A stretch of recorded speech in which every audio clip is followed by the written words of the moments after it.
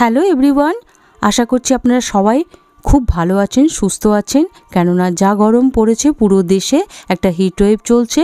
এই হিটওয়েভ থেকে মুক্তি পাওয়ার রাস্তা আমরা সবাই খুঁজছি। তো চলুন আজকের রেসিপিটা আপনাদেরকে আশা করছি ভীষণভাবে হেল্পফুল করবে। কেননা এই রেসিপিটা যখন আপনারা বাড়িতে তৈরি করে রাখবেন, মিনিটের মধ্যে তৈরি করে যে কেউ আপনার ঘরে আপনারা বাইরে থেকে আসবেন তাদেরকে আপনারা এটা সার্ভ করতে পারবেন। একটা সিকাঞ্জি মশলা, এর জন্য কি নিয়েছি, 2 জায়গাতে আমি সমান পরিমাণে জিরে নিয়েছি। ব্যাস, এর মধ্যে একটা জিরে আমি রেখে দেব, মানে একটু নর্মালভাবে ইউজ করব, আর একটা জিরে নিয়ে নেব।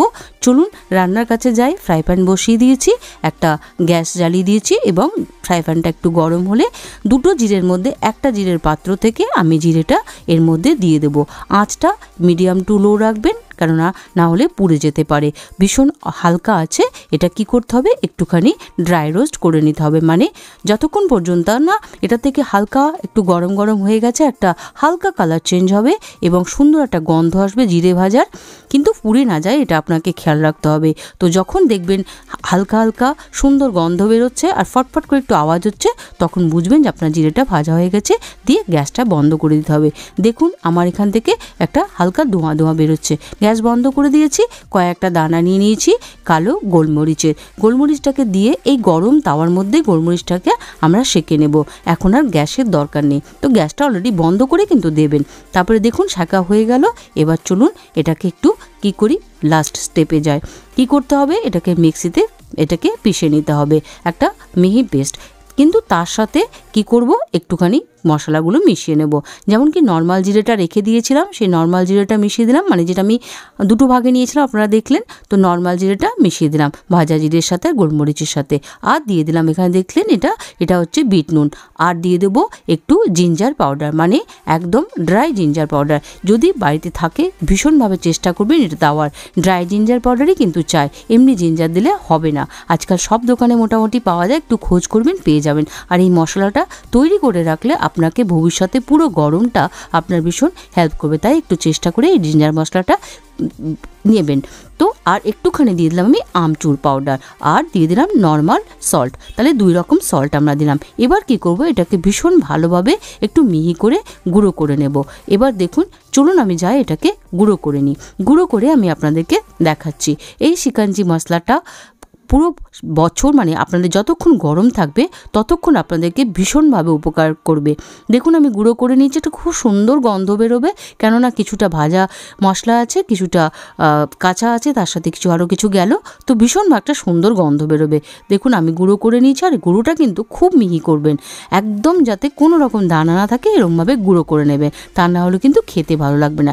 এই যে সিকাঞ্জি পাউডারটা, কেন এটা আপনি যখন তখন আপনি রেডি করে রাখলে আপনি যে কাউকে যখন তখন এটা সার্ভ করতে পারবেন। কেননা যখন আপনার দরকার তখন আপনি এতটা কাজ করা আপনার জন্য হয়তো হতে পারে আলস্যি লাগবে। তো এইটা ভীষণভাবে উপকারী একটা পাউডার, যেটা গরমে আপনাকে ভীষণভাবে হেল্প করবেন।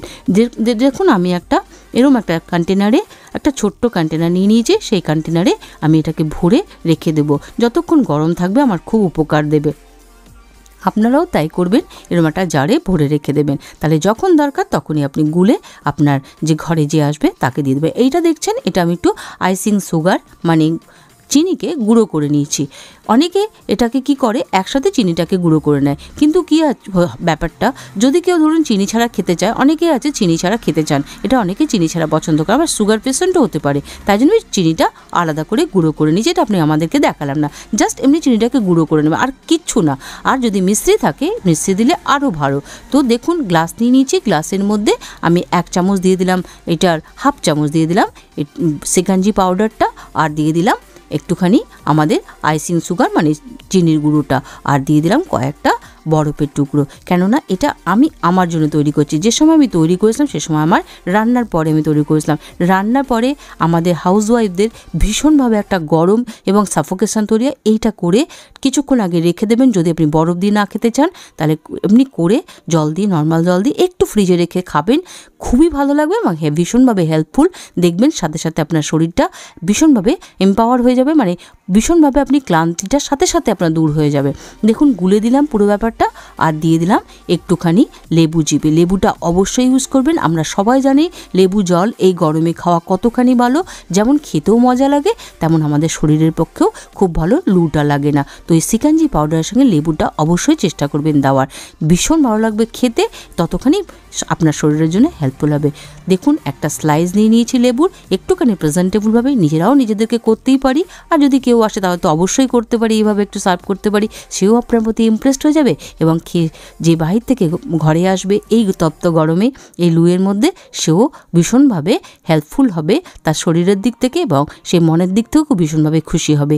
তো এই আইডিয়াটা কেমন লাগলো অবশ্যই আমাকে কমেন্ট করে জানাবেন। আর এই পাউডারটা আমি ইনসিস্ট করব একটুখানি পুরো গরমের জন্য তৈরি করে রেখে দেবেন, যখন আপনার দরকার তখন বানিয়ে বাড়ির লোককে বা আপনার ঘরে যদি কেউ গরমের মধ্যে ঘুরতে আসে, বা আপনি যেমন কি বললাম হাউসওয়াইফ যদি হন, এটা করে খাবেন রান্নার পর, খুবই ভালো লাগবে এবং ভীষণ হেল্পফুল হবে। তো কেমন লাগলো আইডিয়াটা আমাকে অবশ্যই কমেন্ট করে জানাবেন। যদি ভালো লাগে আমার ভিডিওটা একটা লাইক করে আমার ভিডিওকে লাইক করবেন এবং আমাকে এগিয়ে যাওয়ার জন্য অবশ্যই আপনারা সাবস্ক্রাইব করে যাবেন। আপনারা ভীষণভাবে আমাকে ভালোবাসা দিচ্ছেন, আমি আপনাদের কাছে নতুন, তার জন্য আমি কৃতজ্ঞ আপ্লুত। আশা করব আপনারা সবসময় আমার সাথে এইভাবে থাকবেন। ততক্ষণের জন্য বাই, আবার দেখা হবে নেক্সট ভিডিওতে। খুব ভালো থাকবেন, সুস্থ থাকবেন, নিজের টেক কেয়ার করবেন এই গরমে। Bye bye.